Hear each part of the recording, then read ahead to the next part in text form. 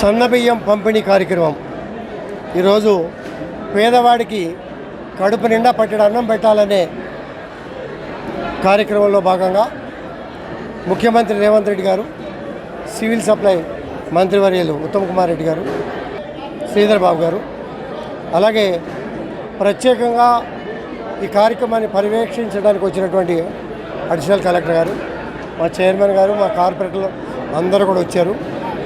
ఇవాళ అన్ని ప్రాంతాలకి 80 రేషన్ షాపులు శేర్లింగపల్లిలో ఉన్నాయి. కాన్స్టిట్యున్సీలో 53 షాపులు శేర్లింగపల్లి మండలంలో ఉన్నాయి. 27 షాపులు కుకట్పల్లి మండలంలో ఉన్నాయి.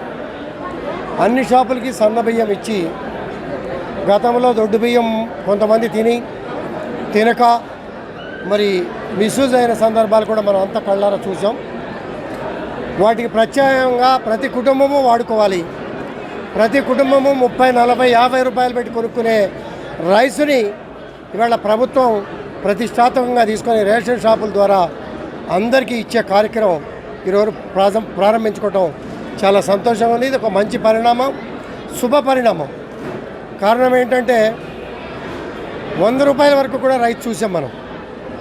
అటువంటి పరిస్థితుల్లో సామాన్య మానవుడు కొనలేనటువంటి పరిస్థితులు.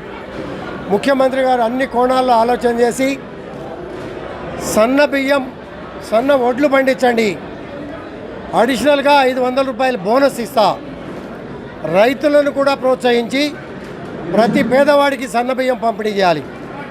ఒక్క రేషన్ షాపుల్లోనే కాదు, స్కూల్స్లో కూడా, హాస్టల్స్లో కూడా, గురుకుల పాఠశాలల్లో కూడా, కాలేజీలు ఎక్కడైతే కార్యక్రమాలు నడుస్తున్నాయి అన్ని చోట్ల కూడా సన్నబియ్యం నడిచే కార్యక్రమం మొదలుపెట్టడం, సంక్షేమ పథకాల్లో ఇదొక గొప్ప కడుపు నింపే కార్యక్రమం అంటంలో ఎటువంటి సందేహం లేదు.